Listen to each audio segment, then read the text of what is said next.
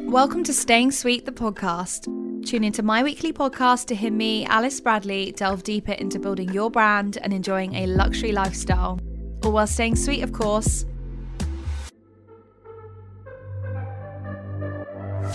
Whether you're looking to level up in business, start something of your own, or balance a more exciting, fulfilling, and healthier lifestyle, each episode will be created especially to inspire and encourage your own success so you can really have it all. Plus, don't miss out on the Staying Sweet specials, a series of exclusive interviews and conversations with Alice Bradley's network of inspiring entrepreneurs and brand owners. Always protect your sweetness, your light is not a weakness. Don't forget, there are new episodes every Monday. For daily content, you can check out my Instagram and you can follow me at alicelucybradley. Stay sweet!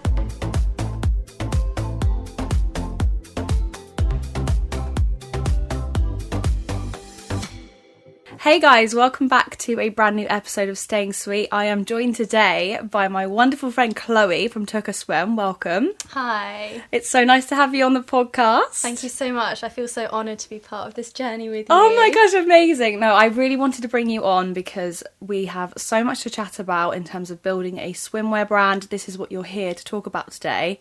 Tell me more about your brand and just give my audience a little insight into your business. Okay, so Tucca Swim started back in 2018. So the brand is co-founded with my sister and myself, and here we are now in 2022, still going strong. So everything is inspired by Mallorca, where we spent a lot of time growing up when we were younger, which is where our passion for swimwear and design came into place. Amazing. So Mallorca was the kind of beginning point of the business and the brand. Yes, it was. Where did the name Tucca Swim come from? So when you think about building a brand, the brand name is what is so important. And Tucca Swim came from Helena's nickname, which is Tucca. It doesn't mean anything in particular for like you guys, but for us it is a nickname for her when she was a child. It doesn't mean anything other than just like a fun name, and we thought it would be a nice word to use because it's very unusual and everyone's always like, oh, what does it mean?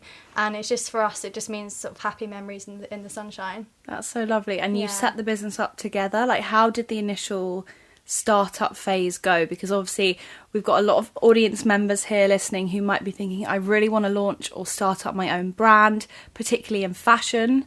And it's just good to know and kind of understand, is it good to do business with siblings? Is it good to go into something that sort of way, keep it close to the family, or what are your thoughts? When we first started the brand, it was very much myself that wanted to start a swimwear brand.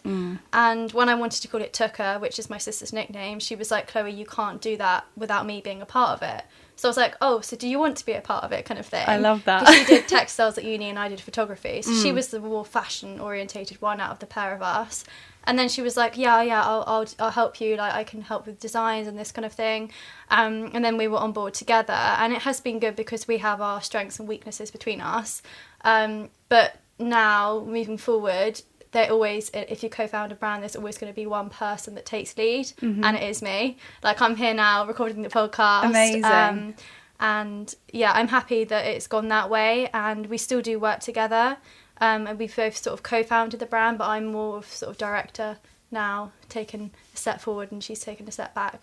So in terms of the dynamic, if you're the sort of creative lead or you're the one making the big decisions, do you find you have to kind of go back and forth and make decisions, or is it very easy and straightforward to decide on things like colourways, patterns, like extra quality measures, things like that? Yeah, so in terms of like collections and designs and that kind of thing, it was actually myself who came up with like the prints of the designs. Although my sister is the one with the textile degree, it was actually me who had more of the interest in that. But Helena is really great with colours, that's like her thing, and textures and fabric. She's really knowledgeable, especially on like finishing of things. Do you think that's been like really integral to the success of your brand, or do you think a degree is necessary? It's a good one to kind of debate, because a lot of people want to start their own brand and they think or business, and they think, gosh, I've not done a degree in it, so therefore I won't be successful.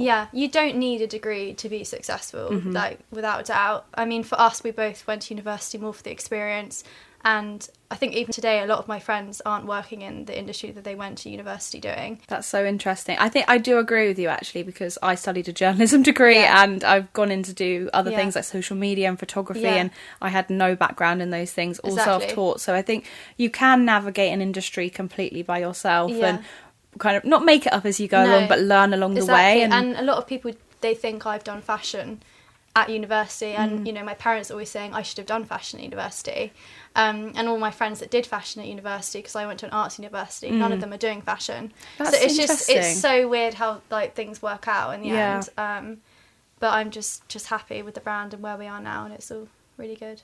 So in terms of the creation process, obviously you had this idea in mind. You had, I'm guessing, the brand name first, or what kind of started first with the brand? So the name started first. So we were always going to create a brand called Tucca.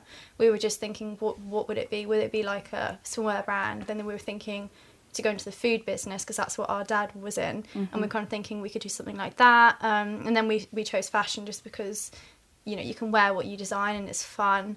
So definitely the name came first. No, I really think that's cool. And in terms of the design process, because that's the major part of Tucca Swim. A major part of it, but also it's such a minefield. How did you know that it was definitely going to be swimwear? And how did you know where to start? Because swimwear is, you know, a minefield as it is. Market. Yeah.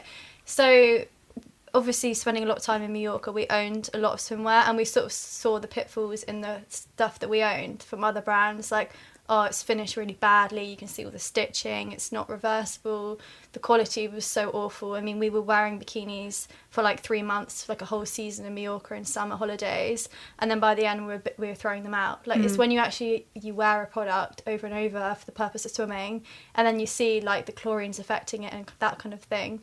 And then nowadays there's fabrics which are available which are better for the chlorine, all these sort of things. So that's when we sort of thought, it's got to be bikinis. So you think that your childhood experiences led almost like naturally to an organic market research phase? Yeah. You were able to try things out. I do agree. I think if you are someone, we're not really that lucky with the weather in the UK, no, so awful. We don't wear swimwear year round. Yeah. But some countries people do, and they want that quality. And even someone in the UK who's maybe travelling a lot and wants a nice piece of swimwear that they can keep for a long time. And I think everyone in the UK wants to travel and wants to get away. Yeah. And I feel like the Tucca Swim brand is one that's very European, because obviously the Mallorca links, and I see it as a very European brand. Definitely. Yeah. So what styles of swimwear do you offer? So obviously we've got to paint a picture in our lovely listeners' heads today. For those that aren't familiar. So when we started, we came up with a multi-way bikini design, which is what we're best known for. So this is an interchangeable bikini top and bottom. So you tie a knot in the gusset and it interchanges into the top, and you can untie the knot to make it into the bottom. So that was like our niche idea that we came up with when we Which I think is genius, by the way. Yeah, and we have had people on TikTok since, like, doing it like bikini hacks, and we're like, we actually have design copyright on it, so there is somewhat, we do own the knot into the bottom, but obviously we encourage people to do it with their own bikinis, but obviously naturally the front is smaller than the back, so it won't really be fit for purpose. So we designed a style which is fit for purpose for doing that. But we're not just all about that one style. We've done swimsuits, we've done like little crop tops and other things as well. It's amazing, and I remember when I was first introduced to the brand. So just a kind of backstory, guys, just to kind of introduce you. We met in 2020. It was just sort of out of the first lockdown, I believe, and I was actually introduced to the brand through a local like boutique store, really lovely which you had sort of links to, and I remember trying on the swimwear and just thinking, this is such a genius idea. Like, firstly, how have I never seen this before?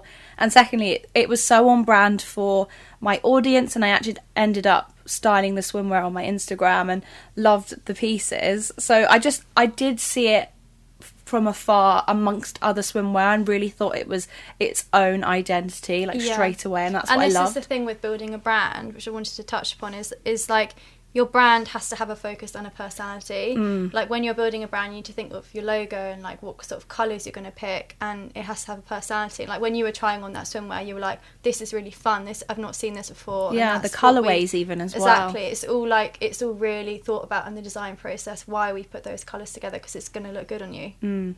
Definitely. And I loved it as well because everything was reversible. So in my head, as somebody who travels a lot for work and things like that, I was thinking, brilliant, I can get 2 looks with just in one and pack light. Packing light.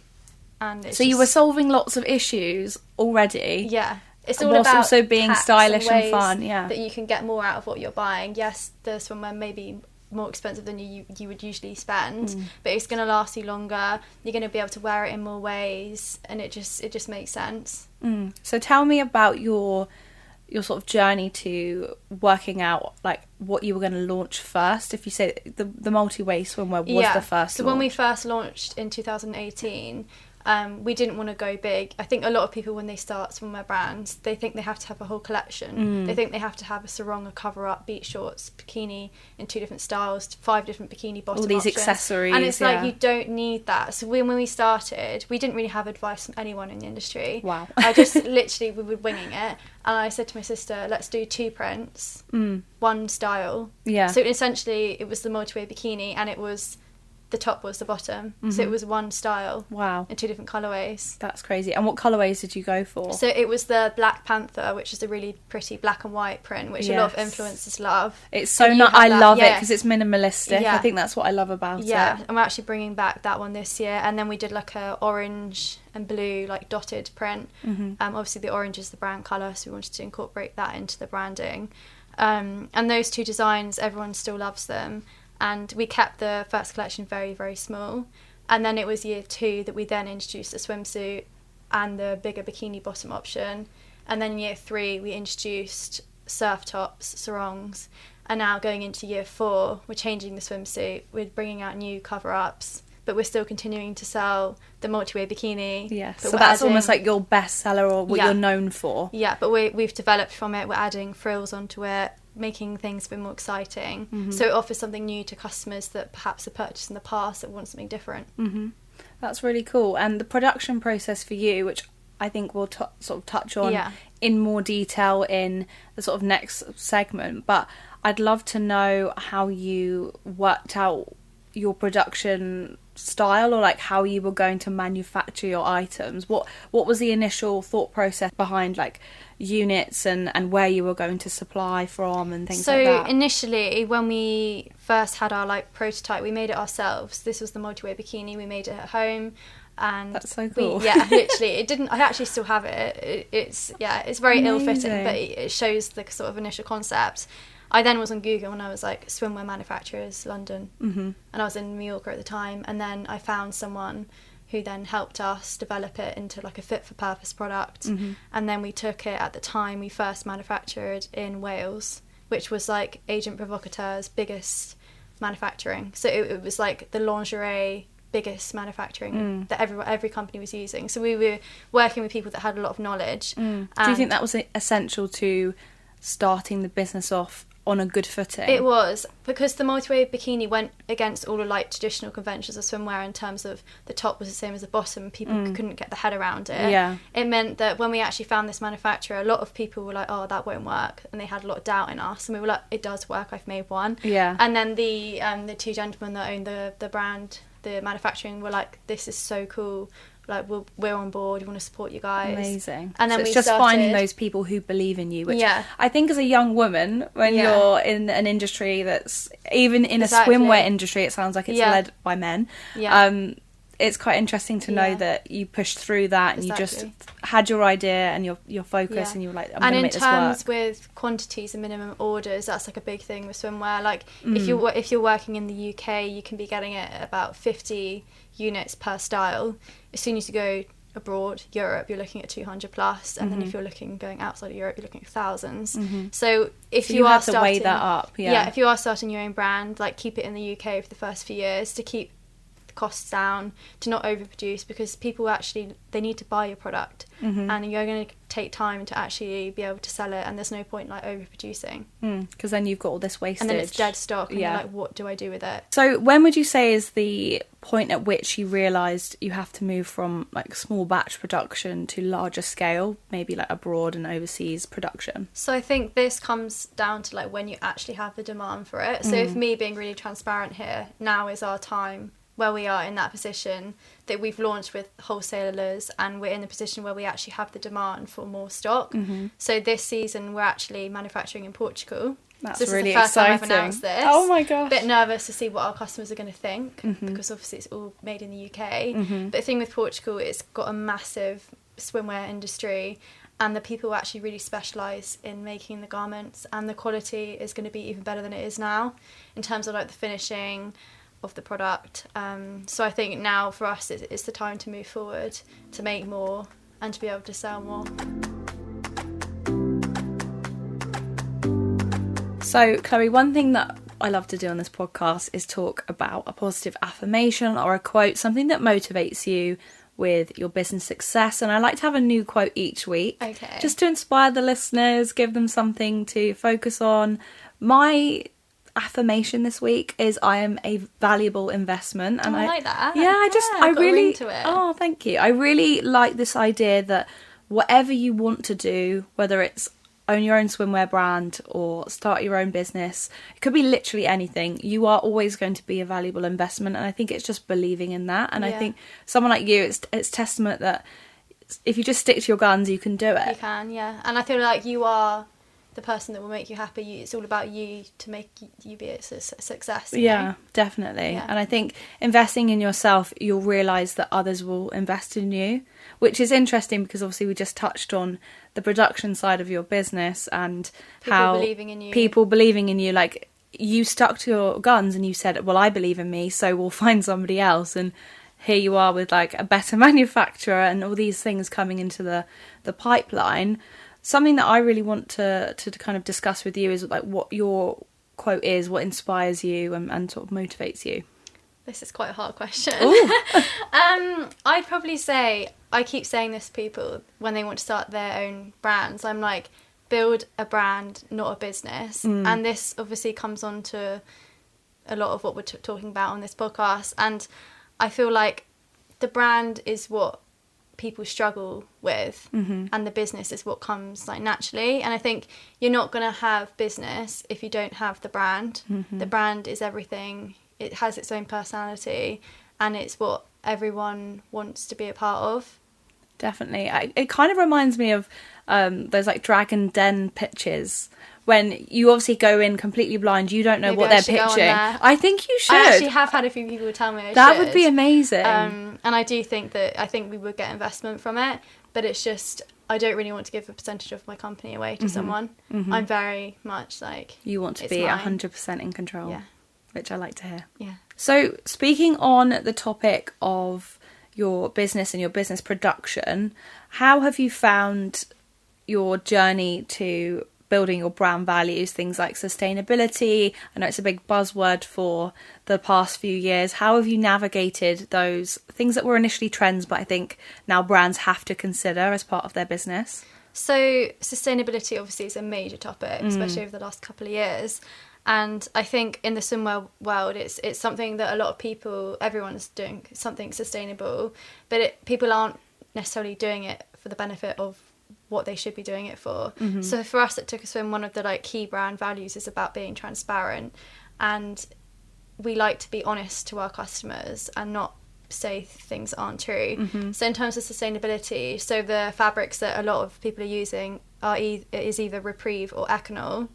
And we are partnered with Econol, so we actually have a signed contract with Econol, who are our fabric providers, and we have to say things in a certain way to align with their policies. And a lot of companies, they say that the swimwear fabric is made from recycled waste and it's taken from the oceans. And this is something that you can't claim. For example, our fabric is regenerated nylon, so this can be taken from fish nets. These fish nets could be taken from landfill.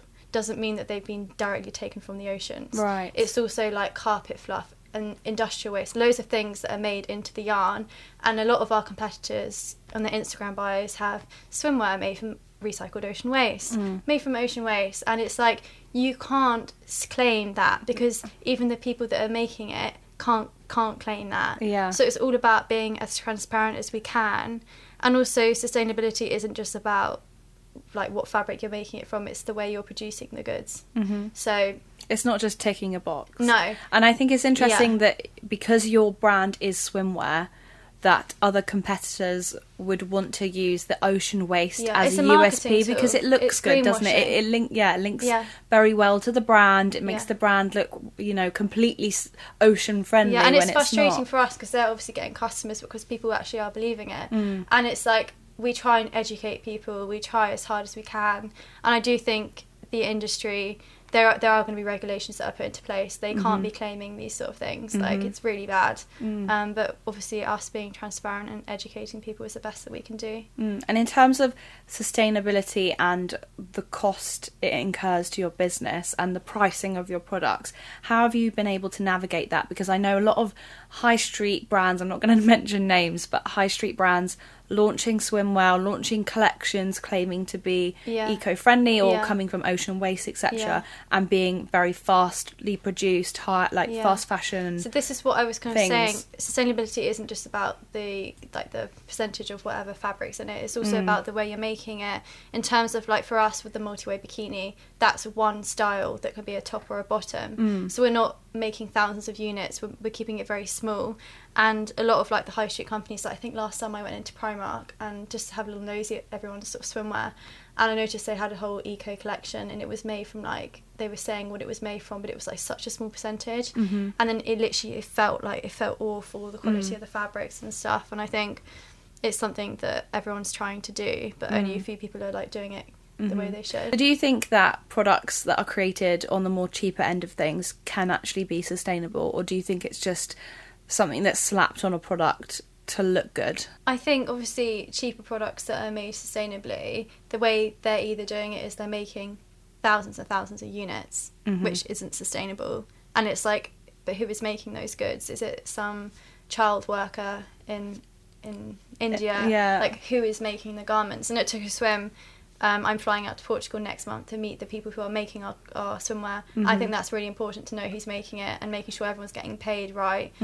Start to finish process. Yeah, there isn't much actually for us, like, looking, because when we first started, like, I'm being transparent in this podcast, we didn't start out being a sustainable swimwear brand. So when we launched our first collection, it was just made from lycra. But you never claimed that, so that's what's important. Yeah, we made 100 units of swimwear, which is not a lot, and we've sold it all now. And then in our second year collection, we decided to use the sustainable fabrics, because when we first started, there was no information about where to source these fabrics from, and it wasn't really like a thing back in 2017. No one really like cared much about sustainability, and then that was the transition that we did to become sustainable. And then weighing out the costs, there is little difference in the fabric cost to purchase sustainable fabrics and non-sustainable fabrics. And that's really interesting. And do you think that things like the impact of the pandemic, those bigger, wider issues, have impacted how people are pursuing sustainability? Do you think brands are putting it on the back burner, or do you think it's more important now than ever?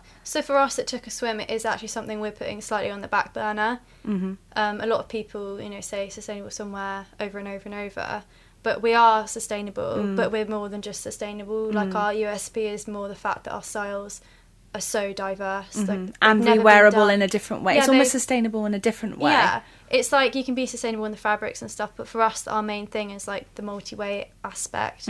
We've really challenged the conventions of like traditional swimwear design, and that is what makes us stand out. And the sustainability sort of comes with it, but it's not something that we're over promoting, because it's something that everyone should be doing, and you shouldn't even need to be promoting it. And have you noticed any like change in trends with things since the pandemic? Because obviously we had that real long stint of almost zero travel. How did you kind of navigate that? How was that for your business and for you? Like, I feel like it was a really hard time for everyone in the kind of travel and fashion industries. And at first we were kind of like, oh my gosh, no one can go on holiday, we've just made all this swimwear, like, are we going to be able to sell it? A whole brand is a lifestyle around travel. But for us, it actually was the best year ever when the pandemic started. I think because people were obviously shopping local, shopping small, and there was a big buzz around like UK brands. So for us, it really actually benefited the brand.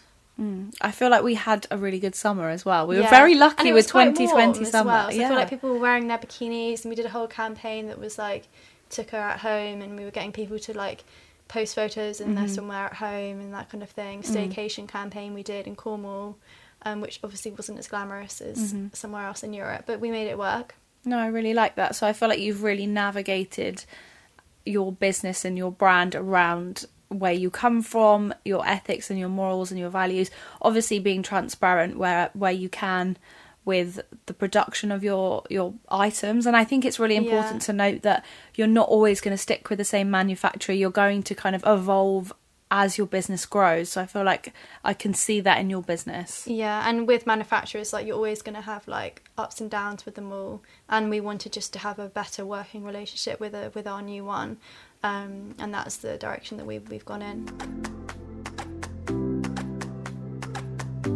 Our last kind of topic to touch on in today's podcast is something that I'm really intrigued to hear from you about, and it's about your brand startup checklist. So things that you would do now and things that you would incorporate into building your business, and things that you wish you knew before you started, because I'm sure there's lots of lessons you've learned. Yeah, so I think obviously the swimwear industry is so saturated. So it's kind of like, you got to think, is it swimwear that I want to make? I feel like every single influencer, celebrity, model these days has their own swimwear brand. And I think people would actually be better off not doing swimwear, like me being as transparent as possible. There's so many startups, especially since the pandemic and stuff, people have been starting their own brands. Yeah. I would do, if it was me, I would do lingerie. I think there's a big gap in the market for that kind of thing. Obviously activewear again is something that has gone crazy. Yeah, I feel like everyone's launching, everyone doing block colours. I feel like if you're going to start your own brand, don't do something that someone else is already doing, or that there's like a clear trend for at the moment. You kind of have to predict it, don't you? At Tucca Swim, we're all about the prints. There's no other competitor in the UK that's doing what we're doing, that has the prints that we're doing, and that has the lifestyle and the story behind it. And that's why obviously we did what we're doing. And you're available in like amazing places like Anthropology, which we haven't mentioned. No. I don't know how we haven't mentioned this. Yeah, so that was huge. Guys, Tucca Swim is available to purchase. Is it still available to purchase? Yeah, it is. We have a few pieces left on Anthropology Europe. And we launched with them in Dubai Mall, which was huge. Unfortunately, I couldn't go to Dubai and see it because it was like during COVID. It was like travel restrictions. Yeah, which was so frustrating. So that's huge for us, and we hope to be doing more wholesale and continue to be working with Anthropology. But like this, everything has developed so much since we've started. So I feel like there's so much information ready available now in terms of starting your own business.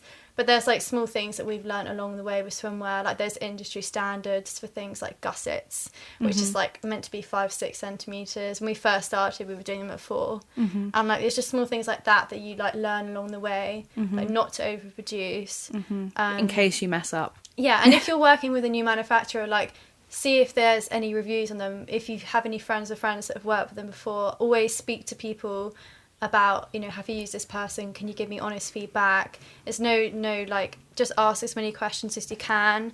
And I think it's always really good to get like a mentor. Someone, we actually had one at the start. It wasn't someone in fashion. It was just, it was someone who approached us, who was just really like passionate about what we were doing. And he just gave us like business advice, what we should be doing and that kind of thing. So it's actually really good to have like a mentor, someone that's an entrepreneur doing something similar or not similar, someone that's kind of a few years more experienced than you that can give you advice. I feel like there's a startup website that's completely gone out of my head, but that you can get investment from. What's it called? I have no idea. It's gone out of my head. I will have to pop it in the show notes, guys. But I know that there are companies doing it, like We Are Tala, Grace Beverly. She's just raised funds for that. Doing it. Yeah, and I watched a TikTok actually, and it was I'll have to link it all in the show notes, guys. But it was basically talking about this guy was breaking down her brief and what she was looking for, almost like your Dragon's Den pitch. And I think there was just so much information readily available, and that was literally a TikTok, but I felt like there was so much that you could do with just this. Here, this is my brand. If you are looking for investment or just a bit of advice, there are people out there who are willing to invest in you. So again, it's seeing your worth, and it's I am a worthy investment. You are worthy enough to have someone come along with you and help you along the way. And do you think it really benefited you that he wasn't in fashion and was completely detached? Like, was it more business advice? So he was actually in like design work. So he knew a lot. He was very creative, and obviously Helena and myself are both very creative, and that's how we sort of got along with him so well. He sort of thought outside the box. So I think it is good to speak to people that aren't necessarily in the same field, because otherwise it might be someone that might copy your idea, or someone that perhaps won't be helping you that much. But it's definitely worth speaking to as many people as you can before you start investing like all your savings, all of your time, your life into a brand. And that initial startup phase, which I can imagine is quite confusing and stressful, and just not knowing really like where to get certain information, were there any places that you found information from that you wish you knew about sooner? Or I've said, like, there was literally the information nowadays is you can literally type in Google, where can I buy a sustainable swimwear fabric, and everything will come up for you. It's crazy, isn't it? It's when crazy. We started, there was nothing available. And like even like when we started the brand, we used to type in Tucca in Google, and it come up with like yucca plant. Like, oh my the gosh, brand name would not be recognised for like 2 years in Google, and we were there like Tucca Swim.